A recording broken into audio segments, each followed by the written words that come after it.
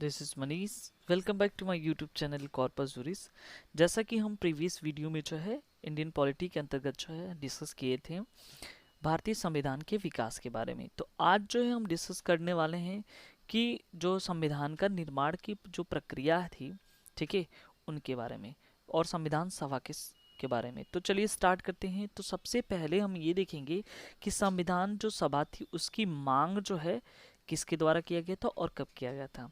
तो सबसे पहले 1934 में जो है पहली बार जो है संविधान सभा के गठन का जो विचार था वो एम एन रॉय के दिमाग में आया। और उसके बाद ये कैसे नेता थे, ये वामपंथी आंदोलन के नेता थे। ठीक है, 1935 में भारतीय राष्ट्रीय कांग्रेस के द्वारा जो है इसको क्या किया गया, आधिकारिक रूप से जो है संविधान सभा था उसके गठन की मांग की। यानी कि सबसे पहले दिमाग में एम एन रॉय का आया, लेकिन 1935 में जो आधिकारिक तौर पर जो मांग थी कि राष्ट्रीय जो संविधान की जो सभा बनानी चाहिए, उसकी गठन की मांग जो है 1935 में कांग्रेस के द्वारा किया गया था। ठीक है, अब जो 1938 में क्या हुआ कि भारतीय राष्ट्रीय कांग्रेस की ओर से ही पंडित जवाहरलाल नेहरू ने क्या किया, ये घोषणा की कि स्वतंत्र भारत के निर्माण की जो चीज़ें हैं वो कैसी होनी चाहिए, वयस्क मताधिकार के द्वारा ही चुनी जाएंगी। ठीक है, इसमें कोई भी बाहरी जो चीज़ें हैं हस्तक्षेप नहीं होगा। यानी कि ये जो जो संविधान सभा का निर्माण था वो केवल और केवल भारत के लोगों के द्वारा, स्वतंत्र भारत के लोगों के द्वारा जो है मताधिकार के माध्यम से ही होगा कि कौन जो है, यानी कि निर्माण की प्रक्रिया में, संविधान के निर्माण की प्रक्रिया में कौन कौन से लोग भाग लेंगे। इससे कोई भी बाहरी जो, जैसे कि ब्रिटिशर्स वगैरह के बारे में इन्होंने काफ़ी कोट किया कि वो लोग जो है इस निर्माण में भाग नहीं लेंगे या हस्तक्षेप नहीं करेंगे। आगे देखते हैं उसके बाद क्या हुआ। उसके बाद जो है नेहरू की इस मांग पे क्या हुआ कि ब्रिटिश सरकार ने क्या किया, सैद्धांतिक रूप से स्वीकार कर लिया। लेकिन 1940 में क्या हुआ, एक अगस्त प्रस्ताव के नाम से जाना जाता है। यानी कि जब नेहरू ने ये बात कह दिया कि कोई बाहरी शक्ति जो है हस्तक्षेप नहीं करेगी, हम लोग अपने जो कानून से संबंधित चीज़ें हैं उसके बनाने के लिए जो जो संविधान सभा का गठन करेंगे वो भारत के वयस्क मताधिकार के द्वारा ही चुने जाएंगे। ठीक है, और ये जो नेहरू रिपोर्ट जो है जो भेजते हैं, इसी को जो है अगस्त प्रस्ताव कहा जाता है 1940 का। ठीक है, 1942 में क्या हुआ, ब्रिटिश सरकार के कैबिनेट मंत्री स्टैफोर्ड क्रिप्स ब्रिटिश मंत्रिमंडल के एक सदस्य एक स्वतंत्र निर्माण के लिए ब्रिटिश सरकार के प्रारूप प्रस्ताव के साथ भारत आए, जिसे क्रिप्स मिशन के नाम से जाना जाता है। इस संविधान के को द्वितीय विश्व युद्ध के बाद अपनाया जाना था। ठीक है, अब देखिए नेक्स्ट क्या होता है कि क्रिप्स प्रस्ताव जो है, प्रस्ताव में क्या था कि मुस्लिम लीग ने अस्वीकार कर दिया। यानी कि जो मुस्लिम लीग था वो क्रिप्स प्रस्ताव जो था उसको अस्वीकार कर दिया। मुस्लिम लोगों की मांग ये थी कि भारत को जो है दो स्वायत्त हिस्सों में बांट दिया जाए जिनकी अपनी अपनी सभाएं हों। यानी कि यहाँ पे मुस्लिम लीग जो है अपनी अलग जो है अपने अलग कानून बनाना चाहती थी।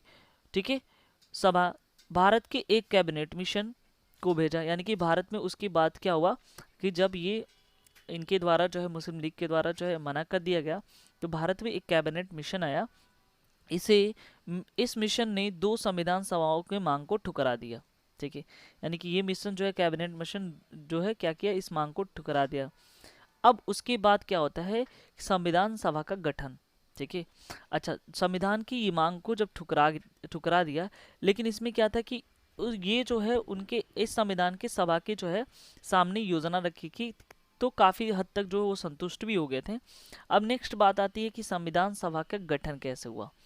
तो कैबिनेट जो मिशन आया था उसके द्वारा जो है उन्होंने कुछ प्रस्ताव सुझाए दिए थे। ठीक है, उस प्रस्ताव को जो है नवंबर 1946 में क्या हुआ, मान लिया गया, जिसे संविधान सभा का गठन हुआ। योजना की विशेषता क्या थी उसके बारे में हम देखें तो संविधान सभा के कुल सदस्यों की संख्या 389 थी।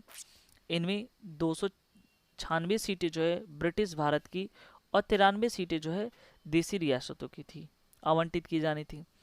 अब देखिए उसमें क्या था कि 296 सीटें थी, उनमें से क्या हुआ कि 292 सीटों पर जो है चयन किन किन लोगों का हुआ। 292 सीटों पे चयन जो है 11 गवर्नर के प्रांत, कि 4 चयन मुख्य आयुक्त के प्रांत, ठीक है, उनमें से इनको बांट दिए गए। हर प्रांत व देशी रियासतों में जो छोटे राज्यों के मामले या राज्य समूह से संबंधित थे, उनको उनकी जनसंख्या के आधार पर सीटों को बांटा जाना था।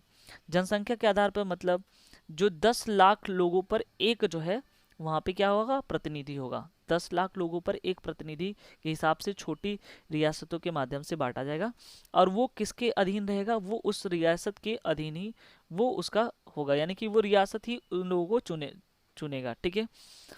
प्रत्येक ब्रिटिश प्रांत को आवंटित की गई सीटों का निर्धारण 3 प्रमुख समुदायों के बीच होना था। पहली समुदाय मुस्लिम समुदाय थी, सिख दूसरी सिख, और तीसरी सामान्य, जिसमें मुस्लिम और सिख को छोड़ करके जो समुदाय आती थी, ठीक है। इसके हिसाब से इसको बांटा जाना था। प्रत्येक समुदाय में जो है क्या था, जो प्रांतीय असेंबली थी उसके सदस्यों के द्वारा किया जाना था। एकल संकरणीय मत के माध्यम से समानुपाती प्रतिनिधित्व तरीके से मतदान किया जाना था, ठीक है। देशी रियासतों के प्रतिनिधियों का चयन जो है मैं पहले ही बता चुका हूं कि उस रियासत के प्रमुख द्वारा किया जाना था। इससे स्पष्ट ये होता है कि जो है ये चुनाव संविधान सभा का जो चुनाव था आंशिक रूप से चुना हुआ गया एक निकाय था, ठीक है। इसके अलावा जो सदस्यों का चयन था वो अप्रत्यक्ष रूप से जो है व्यवस्थापकों के सदस्यों द्वारा किया जाना था, ठीक है। तो संविधान सभा का जो चुनाव कब संपन्न हुआ, जुलाई अगस्त 1946 में हुआ, ठीक है। उसके बाद आगे जो चीज़ें थी, ये ब्रिटिश भारत को आवंटित सीटें जो 296 सीटें थी, इस चुनाव में भारतीय राष्ट्रीय कांग्रेस को 208, मुस्लिम को 73, और बाकी जो स्वतंत्र जो सदस्य थे उनको 15 सीटें मिली। हालांकि देशी रियासतों को आवंटित 93 सीटें भर नहीं पाई, क्योंकि ये खुद संविधान सभा से अलग करने का निर्णय, यानी जो देशी रियासतें थी वो संविधान सभा से अलग रहने की मांग की, ठीक है। यद्यपि संविधान सभा का चुनाव भारत के वयस्क मतदाताओं के द्वारा जो है हुआ, प्रत्यक्ष रूप से नहीं हुआ, लेकिन जो है इनमें क्या था, हिंदू, मुस्लिम, सिख, पारसी, आंग्ल, ईसाई और अनुसूचित जाति, अनुसूचित जनजाति, इस सारे सभी वर्गों से प्रतिनिधियों को जो है भेजा गया था वहाँ पे। महिलाएं भी शामिल थी, लेकिन यहाँ पे याद रखिएगा महात्मा गांधी इसमें शामिल नहीं थे, और भारत की और जितनी भी बड़ी बड़ी हस्तियाँ थी वो सारे लोग शामिल थे। संविधान सभा की जो कार्य प्रणाली थी उसके बारे में हम देख लेते हैं। यहाँ पे जो है 9 दिसंबर 1946 में क्या होता है, संविधान सभा की पहली बैठक हुई। मुस्लिम लीग ने इसकी बैठक को अस्वीकार कर दिया। उन्होंने अलग से एक कंट्री की मांग की, पाकिस्तान की मांग करने लगे, इसलिए केवल बैठक में 211 सदस्यों ने हिस्सा लिया, ठीक है।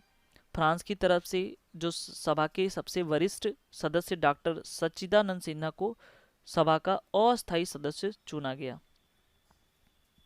ये काफी इंपॉर्टेंट है कि अस्थायी सदस्य के रूप में डॉक्टर सच्चिदानंद सिन्हा को चुना गया। उसके बाद क्या हुआ कि जो डॉक्टर राजेंद्र प्रसाद थे उनको जो है अध्यक्ष निर्वाचित किया गया। Doctor H.C. Mukherjee, V.T. Krishnamachari सभा के उपाध्यक्ष निर्वाचित हुए, और यानी कि ये कह सकते हैं कि संविधान सभा के 2 उपाध्यक्ष थे। कौन, डॉक्टर H.C. मुखर्जी और V.T.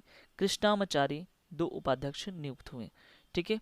तो इस तरह से जो है संविधान सभा का पूरा हमने गठन को डिस्कस किया, और क्या जो प्रक्रिया थी, किस तरह से जो है संविधान सभा का गठन हुआ, उनके बारे में डिस्कस किया। आई होप ये सारी की सारी चीज़ें आपको समझ में आएगी। यदि ये आपको जो है अच्छा लगा तो आप चैनल को सब्सक्राइब जरूर करें। Thank you so much.